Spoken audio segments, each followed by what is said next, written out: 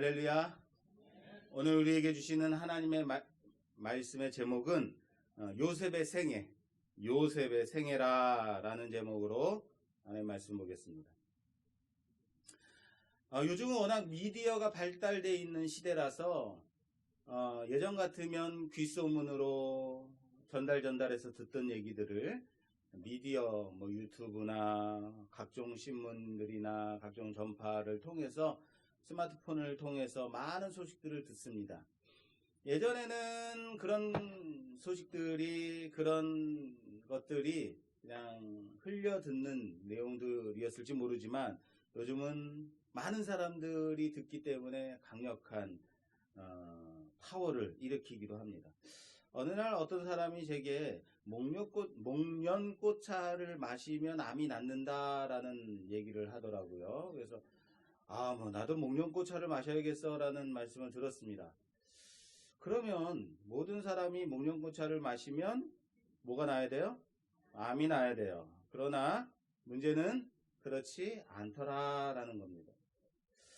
해충약, 기생충약을 먹으면 암이 낫는다라는 소문이 많이 났었습니다. 그래서 너도 나도 많이들 먹었습니다. 그럼 다 나야 되는데 어떤 사람은 좀 호전되는 사람도 있더라고요. 그런데 다 나는 게 아니더라라는 거예요. 예수 믿으면 복 받습니다. 우리는 그것을 믿어요. 그러면 예수 믿으면 병이 나야 됩니다. 그렇던가요? 부자가 돼야 됩니다. 그렇던가요? 무병장수해야 된다. 그렇던가요? 그렇지 않더라라는 거예요. 모든 자기가 사라져야 되는데 사라지지 않더라. 이것이 문제입니다. 무슨 말입니까? 누군가에게는 부자가 되게 하시고 재물도 주시고 누군가에게는 건강도 주시지만 누군가에게는 힘들고 어려운 삶을 살아감으로 말미암아 그 삶 속에서 하나님의 영광을 나타내는 것, 하나님의 뜻이 이루어지는 거죠. 우리는 단순히 무엇이 잘 되고 무엇이 나아지고 무엇이 좋아지는 것만이 복이라고 생각합니다. 그것이 우리 인생 가운데 있으면 좋겠다라고 생각합니다. 그러나 과연 하나님께서 원하시는 바도 그것인가? 오늘 제목이 뭡니까? 요셉의 생애라고 지었습니다. 왜 요셉의 생애라고 창세기의 마지막을 종료하고 있을까? 지난주에 설교의 제목이 무엇이었는지 기억하십니까? 야곱의 복음 그 전전주, 그리스도인의 죽음, 성도의 죽음입니다. 사실은 오늘의 부제는 요셉의 생애지만 성도의 생애라고 사실은 원래 원제는 그렇습니다. 무슨 말이냐면요. 오늘 본문 왜 요셉의 생애라고 지었냐면 오늘 본문이 22절로 시작하는데 22절에 요셉이, 24절에 요셉이, 25절에 요셉이, 26절 마지막 절에도 요셉이로 본문이 시작이 돼요. 요셉이 주체로 강조되고 있다라는 거예요. 창세기의 마지막 장, 마지막 절, 마지막 부분의 말씀인데 하나님이 이렇게 나왔으면 좋겠는데 요셉이 이렇게 마무리가 되고 있다라는 거예요. 그래서 요셉의 생애를 통해서 하나님께서 우리에게 주시고자 하는 교훈이, 말씀이 있다라는 거예요. 자, 그러면 요셉의 이 일생은 무엇이었을까? 어떤 인생이었을까? 요셉의 일생을 한마디로 정리해보자면 어떤 인생이었을까? 저는요, 요셉의 기나긴 생애 가운데서 오늘 마지막 절 22절 23절 말씀이 요셉의 생애를 잘 정리해주는 부분이라고 믿습니다. 22절 오늘 본문 시작이죠. 요셉이 그의 아버지의 가족과 함께 애굽에 거주하여 110세를 살며 에브라임의 자손 3대를 보았으며 므낫세의 아들 말기의 아들들도 요셉의 스라에서 양육되었더라. 이거요. 이것이 저는 요셉의 생애를 가장 잘 보여주는 구절이라고 생각합니다. 왠지 아십니까? 우리가 어떤 사람에 대해서 그 사람이 생애를 정리해봐라 그러면 가장 무엇을 생각해요? 그 사람이 어떤 성공을 거두었는가?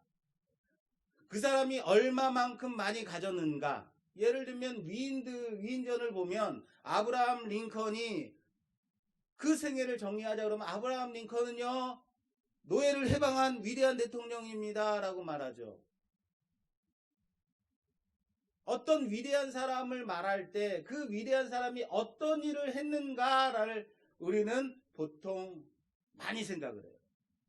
요셉의 생애를 한번 한마디로 가장 중요한 부분을 한번 말해보시오라고 할 때 요셉이 얼마나 많은 재물을 모았는가, 요셉이 얼마나 어떠한 권력을 누렸는가, 얼마나 많은 자손들을 낳았는가, 그리스도인이 봐야 되는 포인트는 이것이 저는 아니라고 봅니다. 단지 요셉을 표현할 때에 그가 그의 아버지의 가족 야곱의 가족과 애굽에 거주하다가 110세에 죽었다. 자손들과 아들들의 그 손자까지도 요셉이 양육하였다. 이것이 저는 전부라고 생각합니다. 여기서 하나, 요셉의 아들 에브라임의 자녀 3대를 보았고 므낫세의 아들 말기의 자녀들까지도 그의 스라에서 자랐다라고 말하고 있어요. 이것을 요셉이 자손 3대를 볼 정도로 그때까지 장수했다를 나타내는 것일까요? 아니라는 거예요. 이렇게 말할 때는 아니라는 거예요. 저의 억양은 언제나 그렇습니다. 그럴까요? 아니라는 거죠. 자, 므낫세와 에브라임이 누굽니까? 요셉의 아들입니다. 두 아들인데 므낫세와 에브라임은 그의 어머니가 누구냐면 이방제사장 보디베라의 딸, 조계사 주지스님의 딸, 뭐 이런 거죠. 이러면 안 되나? 아닙니다. 다시. 이방제사장의 딸. 그러나 요셉의 두 아들 므낫세와 에브라임은 할아버지 야곱이 죽기 전에 이 두 아들을, 두 손주를 양자의 반열에 올릴 정도로 신앙을 따라 요셉이 바르게 양육했다라는 거예요. 그 자식들을 여타 다른 요셉의 다른 형제들과 비교하고 견주어도 손색이 없을 정도로 이스라엘의 자녀답게 바른 신앙 교육을 했다라는 거예요.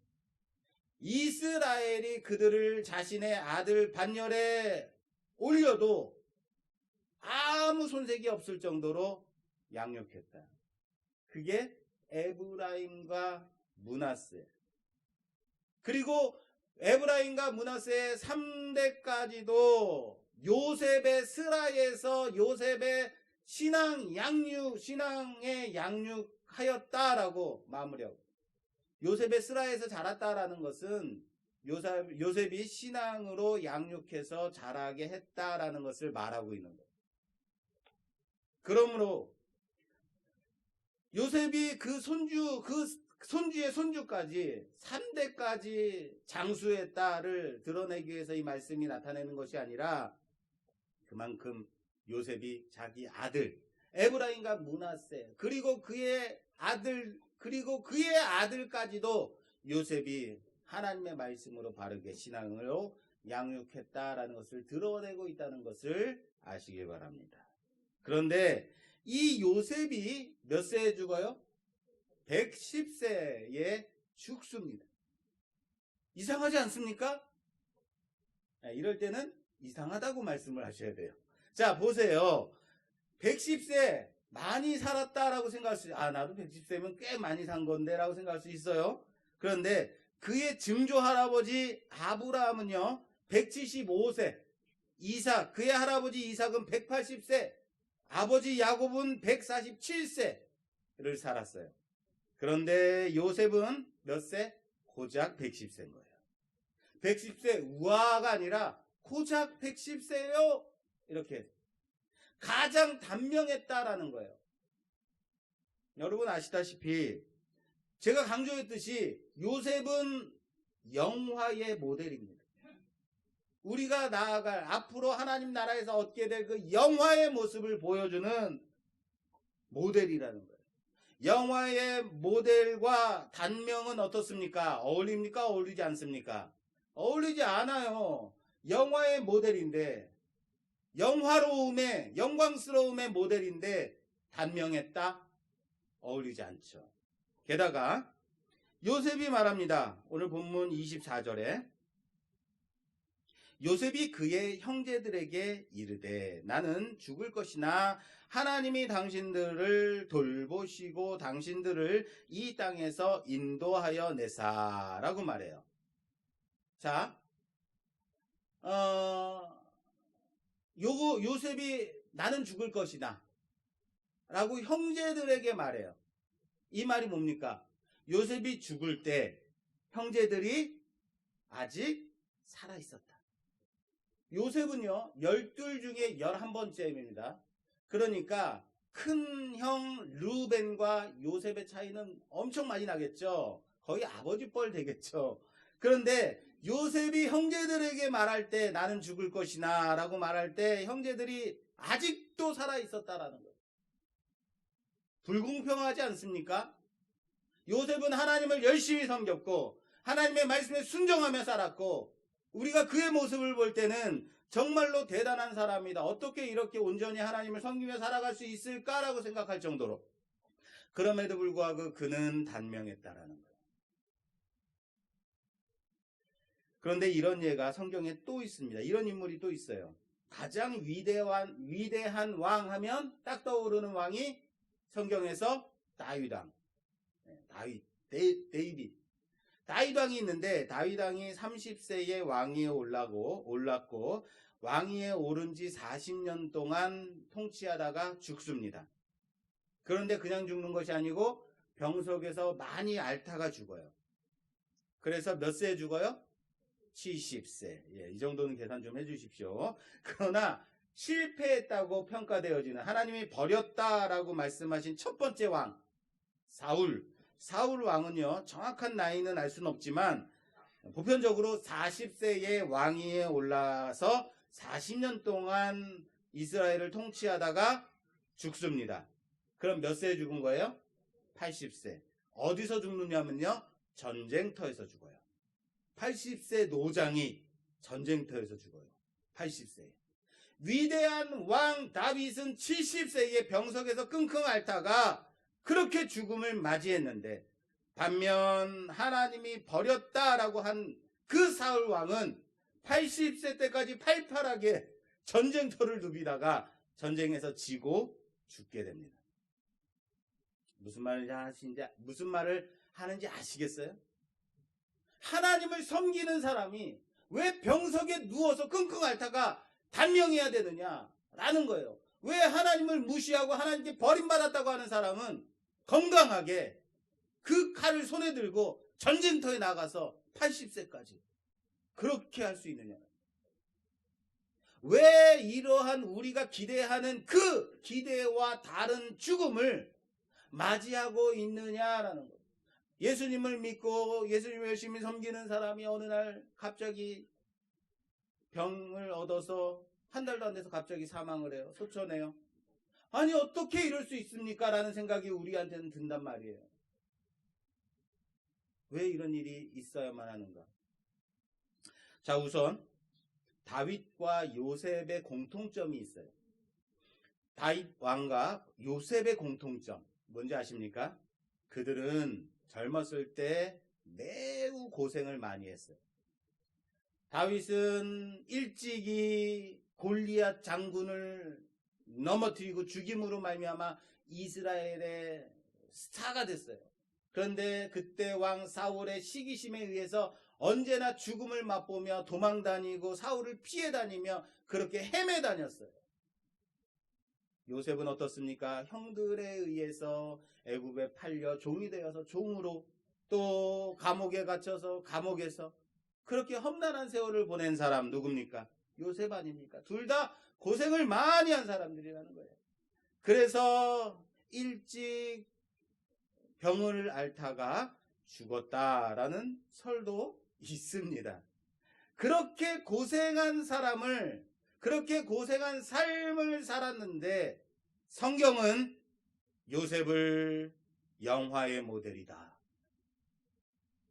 다윗 왕을 위대한 왕이다 라고 말하고 있다라는 것. 그리고 이들을 통해서 그리스도 예수를 예표하는 모델로 삼고 있다라는 것은 참 아이러니하다라는 거예요.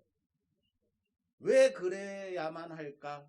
여러분, 편안하고 귀하게 등 따시게 많이 벌고 높은 위치에 앉아 있는 것, 권력을 누리는 것, 우리들이 다 원하는 거예요.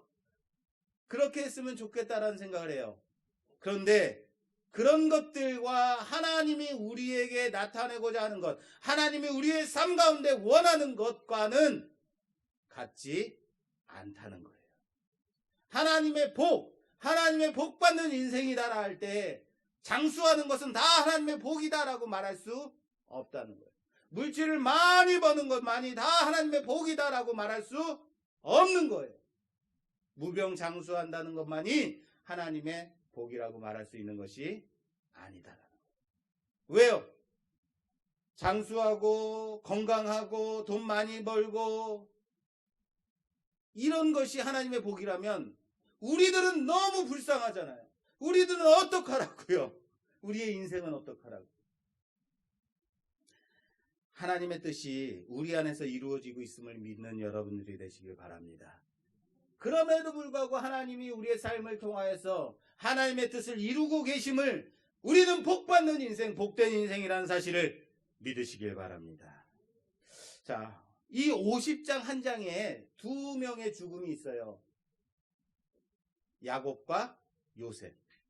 이 50장 한 장에 60년의 세월이 있는 거예요. 그래서 야곱이 애굽에서 17년 동안을 살다가 죽어요. 그리고 요셉은 110세에 죽어요. 그래서 아버지 야곱의 죽음과 아들 요셉의 죽음이 이 한 장에 들어있기 때문에 60년의 세월이 후딱 지나가는 겁니다. 야곱과 요셉 둘 다 애굽에서 죽음을 맞이합니다. 그러나 아버지 야곱은 가나안의 막벨라 굴에 장사 지냅니다. 요셉은 애굽에서 입관합니다. 장사되었다고 말하지 않아요. 입관되었다고 말해요. 아직 장사가 끝난 게 아니라는 얘기입니다. 요셉은 아버지 야곱의 장례를 치르면서 가나안 그 약속의 땅, 하나님이 그들의 조상에게, 그의 조상에게 주시겠다고 약속하신 그 약속의 땅, 거기에 올라가서 선택받은 자의 약속의 사람의 죽음을 봅니다. 아버지 야곱의 죽음을 봐요. 이 장례를 50장 10절 말씀에, 창세기 50장 10절 말씀에 이렇게 말하고 있습니다. 그들이 요단강 건너편 아닥 타작 마당에 이르러 거기서 크게 울며 애통하며 요셉이 아버지를 위하여 7일 동안 애곡하였더니 그 땅 거민 가나안 백성들이 아닥 마당의 애통을 보고 이르되 이는 애굽 사람의 큰 애통이라 하였으므로 그 땅 이름을 아벨 미스다임이라 하였으니 곧 요단강 건너편이었더라. 우리 기독교 장례식에 가면 찬송가를 부를 때 어떤 찬양을 많이 부르냐면 요단강 건너가 만나리. 그쵸? 이 찬양 많이 하죠.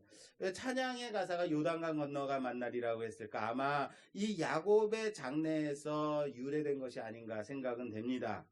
요단강 건너서 하나님의 약속의 땅을 가는 그것을 그리고 있는 거죠. 요셉은 이 아버지 야곱의 유언대로, 아버지 야곱이 죽으면서 유언하신 그대로 아버지의 시신을 애굽에 묻지 않고 가나안으로 모시고 올라가서 장례를 치릅니다. 장례를 치르면서 요셉은 지금 나는 이곳 애굽에 머물러 살고 있지만 장차 내가 묻힐 그곳 언약의 땅을 맛보며 살아갔을 것이라고. 앞으로 나도 장차 애굽에서 죽으면 애굽에 묻힐 것이 아니라 나도 저 땅 저곳 하나님이 약속하신 그 언약의 땅에서 묻혀야 될 것이지 라고 그 땅을 바라봤을 거예요. 야곱과 요셉의 유언을 보면 둘 다 장사할 곳, 묻힐 땅에 대해서 매우 강력하게 강조하고 있다는 것 아십니까? 내가 죽으면 애굽이 아니라 그곳에다 묻어라.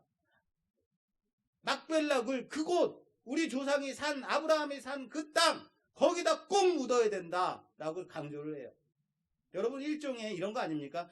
내가 죽으면서 내가 묻힐 곳은 우리 선산이 있는 그 양지 바른 땅, 거기 내가 그 파놓은 그 묘시에 거기다 꼭 묻어야 된다라고 하는 것 같지 않습니까? 그런데 왜 이렇게 묻힐 곳에 집착하고 있을까요? 여러분, 믿는 자들은 어차피 하나님 나라에 들어갈 자들 아닌가요? 묻히는 곳은 이곳이든 저곳이든 뭐가 그렇게 중요해요? 그런데 왜 이렇게 강조하고 있는가? 그죠?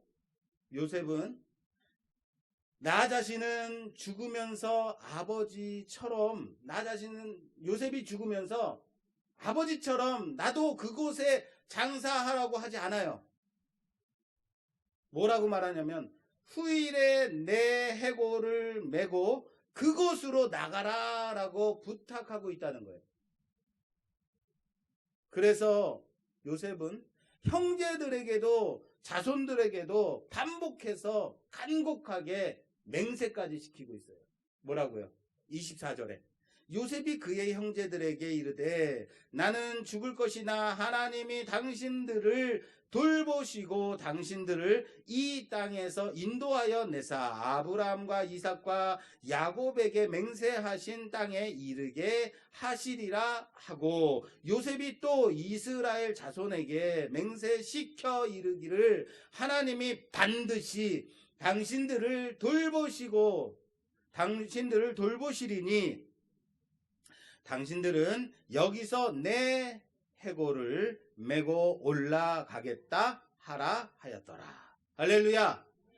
요셉은 하나님의 언약의 그 땅을 맛보며 살아간 자였어요. 나도 장차 아버지처럼 그곳에 묻혀야지, 그곳으로 가야지, 그리고 그것을 바라보며 생을 마감했어요. 사랑하는 여러분, 성도는 바로 이와 같이 요셉처럼 이 땅에서 천국을 맛보며 살아가는 그런 존재들이라는 사실을 믿으시길 바랍니다. 그것을 바라보며 죽는 자들이라는 거예요. 그것이 바로 성도의 생애입니다. 이 땅에서 살고 있지만 우리는 결코 이 땅에 사는 자들이 아니라, 이 땅에서 끝나는 자들이 아니라 하나님 나라를 바라보며 살아가는 자들, 그것을 고백하는 자들이 바로 성도의 생애입니다. 그런데 그것으로 끝나면 안 된다는 거예요. 나만 이 땅에서 살고 이 땅에서 발을 디디고 있지만 하나님 나라를 바라보며 살아가는 존재로 끝나면 안 된다는 거예요. 무슨 말입니까? 왜 요셉이 죽으면서 나도 아버지처럼 장례를, 아버지가 묻힌 그곳에다 묻혀라, 그곳에서 장례를 치러라 하지 않았을까요? 왜 그랬을까요? 그리고는 뭐라 그래요? 너희가 이곳을 나갈 때, 너희가 이곳을 떠날 때에, 하나님이 너희를 돌보사 장차 이곳을 나가게 하실 때에 내 해골을, 내 유골을 가지고 메고 나가라 라고 부탁하고 있다는 거예요. 무슨 말인지 아시겠어요? 그래야 후손들에게 이곳이 나갈 곳, 떠나야 할 곳임을 알게 하기 때문입니다. 무엇보다도 요셉의 이 유언을 지키기 위해서는 그들은 언젠가 이곳을 나가야만 한다라는 것을 알게 하는 거예요. 이 유언을 지켜야만 하니까. 요셉은 지금 그것을 강조하고 부탁하고 있다라는 사실을 믿으시길 바랍니다. 사랑하는 여러분, 장례는요, 죽은 사람을 위해서 치르는 것이 아니에요. 장례는요, 후손을 향한 신앙인의 고백이라는 사실을 믿으시길 바랍니다. 무슨 말입니까? 후에 장례식장에 와서 후손들을 바라보며, 자손들을 바라보며 위로하고 얼마나 너희 아버지가 너희 어머니가 하나님을 열심히 섬기며 그렇게 아름다운 죽음을 맞이했는지 너희들도 그렇게 살아야 된다라고 고백하는 거예요. 우리 신앙인의 고백은 바로 그겁니다. 그리고 요셉의 이 유언은 후에 400년이 지난 후에 출애굽기에서 성취되고 있다라는 거예요. 출애굽기 13장 18절 말씀입니다.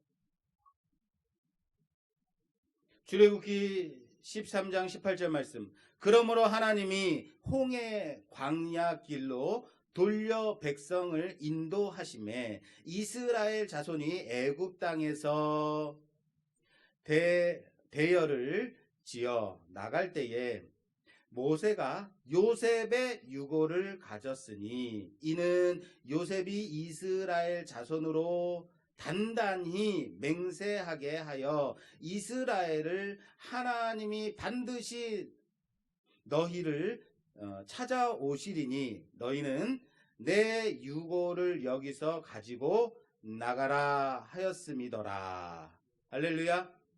요셉은 하나님이 분명히 그들을 다시 찾아오실 것이다. 하나님이 그들을 돌보시고 그 땅에서 인도하시리라 라는 것을 알고 있었다라는 거예요. 그것을 믿고 있었다는 거예요. 그리고 자손들도 그걸 믿어야만 했다는 것을 아는 자였어요. 여기까지가 뭐냐면 하나님이 하실 일이에요. 무슨 말이요? 하나님이 이스라엘 자손들을 돌보시고 애굽 땅에서 돌보시고 그리고 이 애굽 땅에서 인도하여 다시 내보내실, 이것을 누가 하실 일이라고요? 하나님이 하실 일이에요. 분명 하나님이 우리를 돌보시고 하나님 나라로 인도하여 들이실 것을 믿는 자들, 이것은 어디예요? 하나님이 하실 일이라고요. 우린 그것을 믿는 자들이에요. 그러나 분명히 우리가 해야 할 것이 있습니다. 우리가 감당해야 될 것이 있습니다. 요셉이 자손들에게 맹세시켜 부탁하듯이 나의 유고를 들고 그 땅으로 가라 라고 맹세를 시킨 것처럼 우리도 우리의 할 일을, 우리의 사명을, 하나님께서 우리에게 맡기신 사명을 감당하고 나가야 한다는 사실을 믿으시길 바랍니다. 나가야 한다는 거예요. 이 땅에 머물지 말고 내 유고를 들고 저기 너희 선조가 하나님께 받은 약속의 언약의 땅으로 가라라고 나가야 하는 것이에요. 그렇게 우리의 신앙의 고백이 우리 자손들에게 흘러넘치게 되어지기를 주님의 이름으로 부탁합니다. 자, 이렇게 우리는 창세기의 마지막을 마무리하고 있습니다. 창세기는 이스라엘의 마무리되고 있습니다. 이스라엘이 애굽에 머물러 있는 이 현재에 머물러 있습니다. 창세기의 마지막은 이스라엘 백성은 애굽 땅에 머물러 있었다라고 말하고 있지만 그 시선이 향하는 곳은 출애굽기를 바라보고 있었다라는 것. 그들이 끝내 떠나야 할 곳, 아무리 살기 좋고 편안하고 등 따신 곳이라 배부른 곳이라 하더라도 꼭 나가야만 하는 이곳 애굽에서 이제는 출애굽을 바라보고 그 약속의 땅을 바라보게 하면서 오늘 창세기가 마무리되고 있다는 사실을 아시길 바랍니다. 다시 말해서 창세기가 오늘 설교로 마무리되면 다음 설교는 뭐가 돼야 돼요? 그런가요? 오늘 창세기의 마지막 시간입니다. 참 길게 왔습니다. 1년 반 정도 했어요. 오늘이 88번째니까. 마지막을 어떻게 마무리할까 나눌까 많은 고민을 했습니다. 50장 요셉의 형제들이 요셉에게 대하여 하는 말을 통해서 오늘 창세기 50장을 좀 마무리하고자 합니다. 형제들이 요셉에게 말합니다. 19절.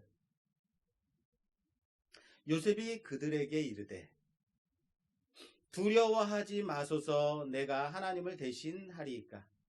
당신들은 나를 해하려 하였으나 하나님은 그것을 선으로 바꾸사 오늘과 같이 많은 백성의 생명을 구원하게 하시려 하셨나니 당신들은 두려워하지 마소서 내가 당신들과 당신들의 자녀를 기르리다 하고 그들을 간곡한 말로 위로하였더라.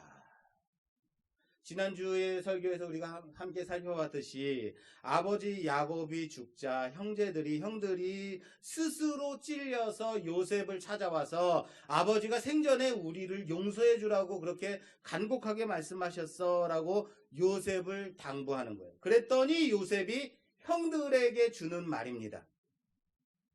여기 20절에 이렇게 되어 있어요. 20절에 당신들은 나를 해하려고 하였지만 하나님은 그것을 선으로 바꾸사 오늘과 같이 많은 백성의 생명을 구원하게 하시려고 하셨나니. 자, 이 부분을 우리말에는 잘 두드러져 있지 않지만 히브리 원문에 보면 이렇게 돼 있어요. 당신들은 계획하였다 악을, 그러나 하나님은 계획하셨다 선으로 라고 되어 있어요. 이런 구조로 되어 있어요. 무슨 말인지 아시겠어요? 쉽게 말해서 이거예요. 당신들은 항상 악을 계획하였지만 하나님은 선으로 악을 이기셨습니다 라는 말이에요. 할렐루야. 어느 신학자는 이렇게 말해요. 이 부분을 사람의 악은 하나님의 선을 이기지 못한다.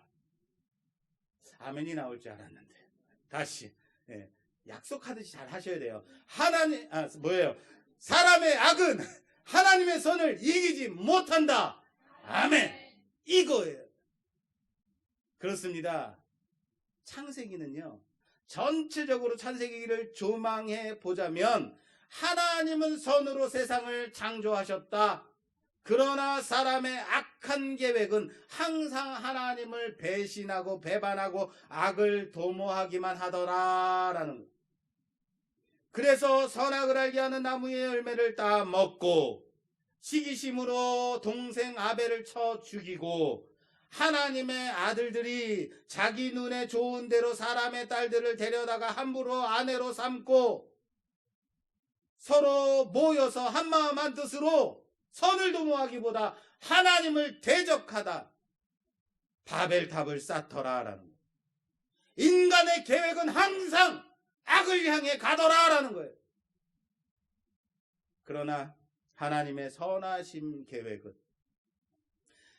에덴을 쫓겨나는 아담과 하와에게 짐승을 잡아 가죽옷을 지어 입히시고 아벨을 대신하여 셋을 주시고 타락한 세상을 심판하시지만 도리어 악한 세상 가운데서 물로 노아의 가족들을 방주 속에서 보호하시고 바벨탑을 쌓지 않은 셈의 후손 중에서 아브라함을 택하시어 믿음의 조상을 만드시고 그 아들 이삭과 야곱을 통하여서 이스라엘을 세워 끝내 하나님의 택함 받은 백성 그 이스라엘 나라를 세우신 선으로 계획하신 그 구원의 역사라는 사실을 믿으시길 바랍니다.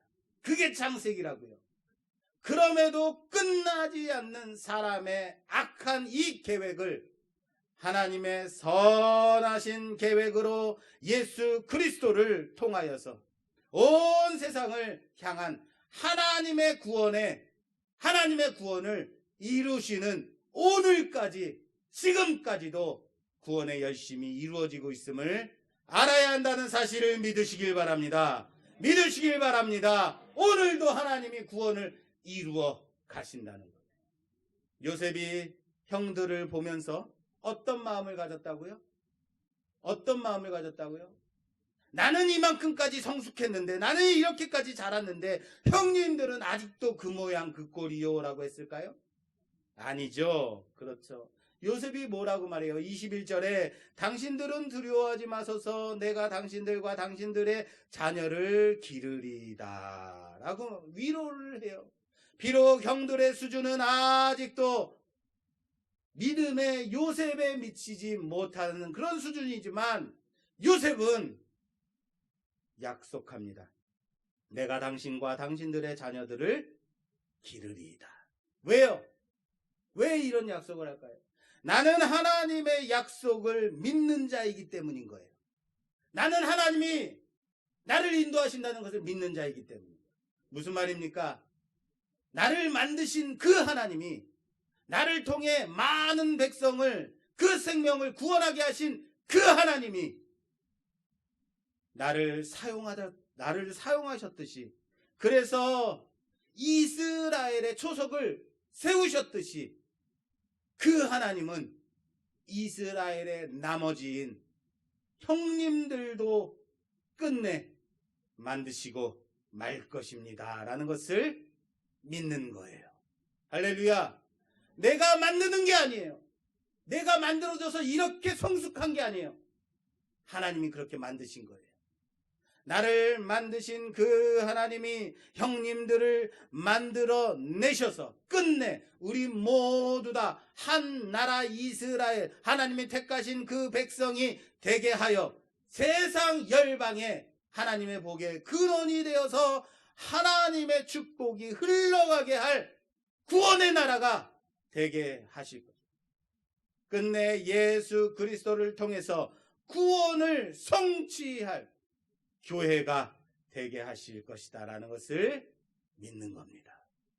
사랑하는 여러분, 누가 내 이웃입니까? 라고 묻는 율법학자에게 예수님이 네가 그 이웃이 되어주라 라고 말씀하셨습니다.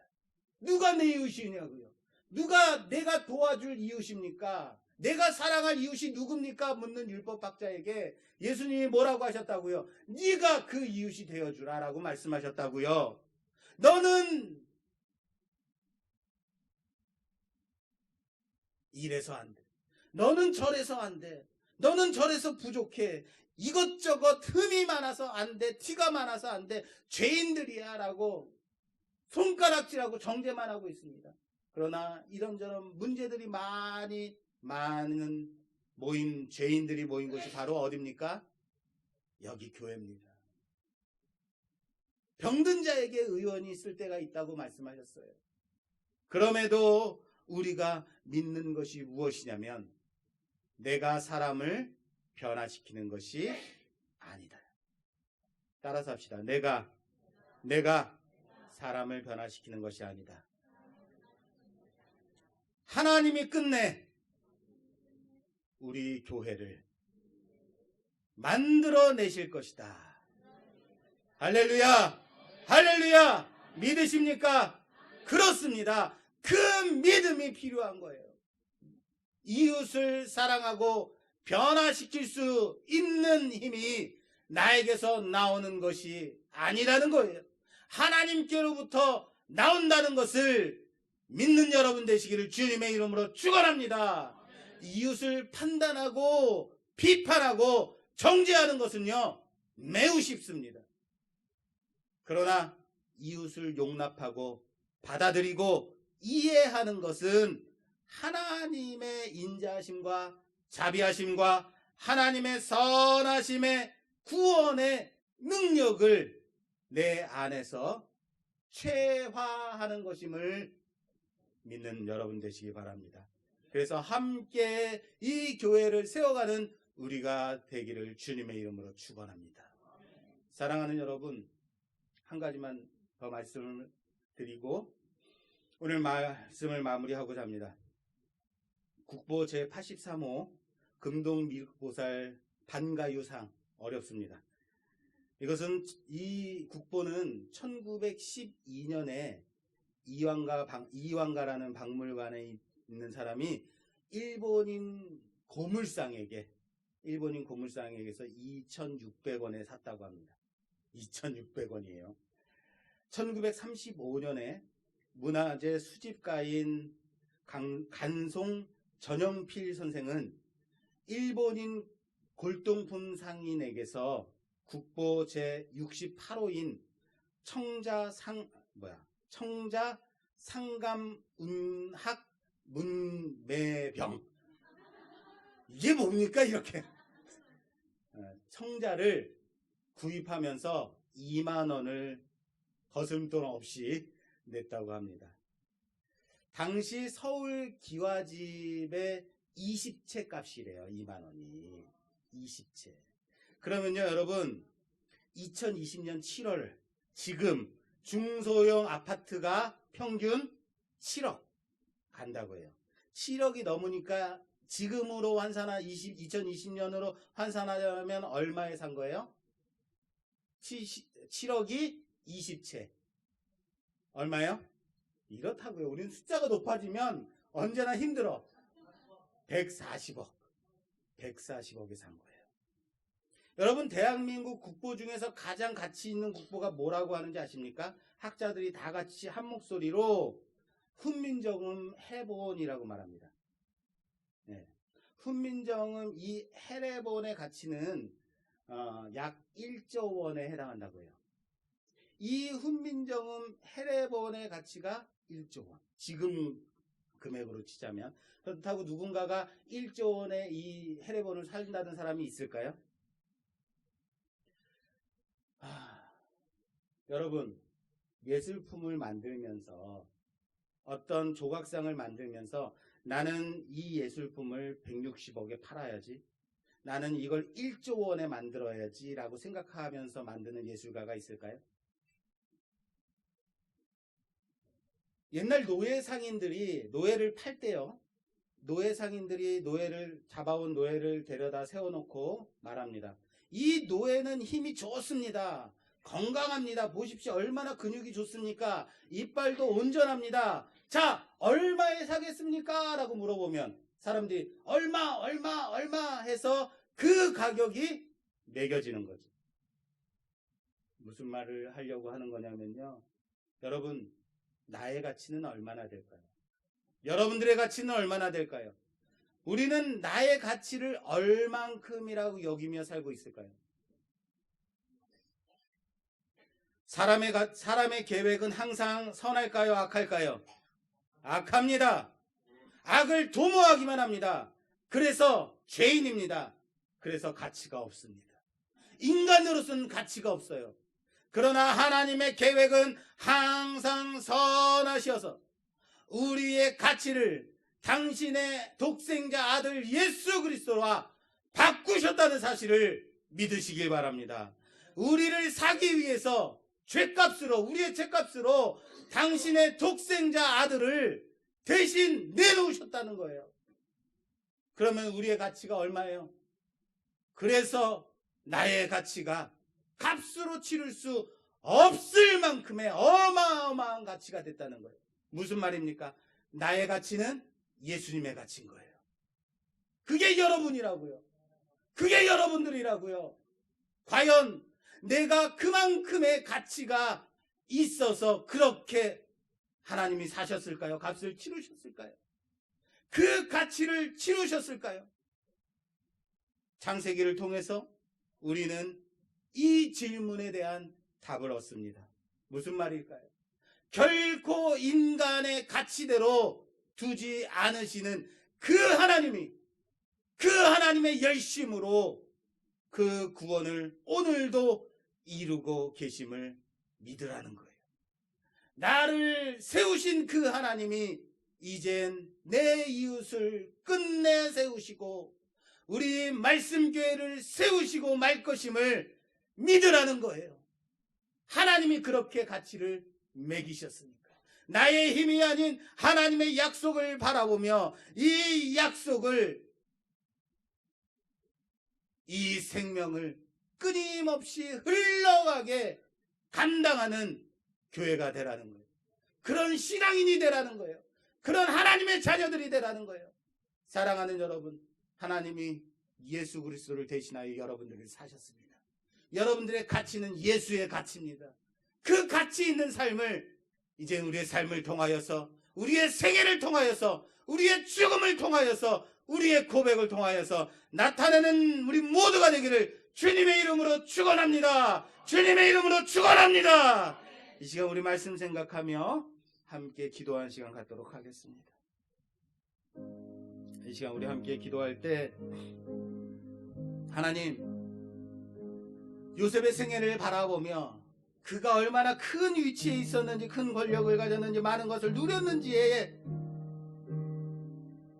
그의 생애가 있지 않고 그의 자손을 통하여서 그의 신앙이, 그의 고백이 하나님을 향한 믿음이 흘러갔다라는 것을 보았습니다. 요셉이 유언합니다. 너희는 이곳을 떠날 때에 나의 유고를 가지고 올라가라. 너희는 믿음을 떠나지 말고 이곳에 너희가 머물 곳임을 믿지 말고 이곳에 머물지 말고 하나님의 약속 언약의 땅, 너희 조상이 묻힌 그곳을 바라보며 언제나 나갈 것을 준비하며 살아가라. 사랑하는 여러분, 우리의 고백이 어디에 있습니까? 과연 이 땅에 등붙이고 살아갈 자임을 언제나 그렇게 살아가는 자들, 그렇게 세상 사람과 똑같이 살아가는 자들 아닙니까? 하나님이 언제나 악으로 향하는 우리를 통하여서 선으로 이기셨습니다. 예수 그리스도를 통하여서 우리를 사셨습니다. 하나님이 그 아들의 가치로 우리를 평가하셨습니다. 이제는 그 가치대로 살아가는 자, 그 가치를 바라보고 살아가는 자, 그 하나님의 언약을 믿고 살아가는 자, 내가 이젠 그렇게 살아가겠습니다. 그렇게 하나님 나라를 바라보겠습니다. 그 언약을 붙들겠습니다. 우리 그렇게 고백한 우리가 되기를 주님의 이름으로 부탁합니다. 우리 주여 한번 외치고 기도하겠습니다. 주여!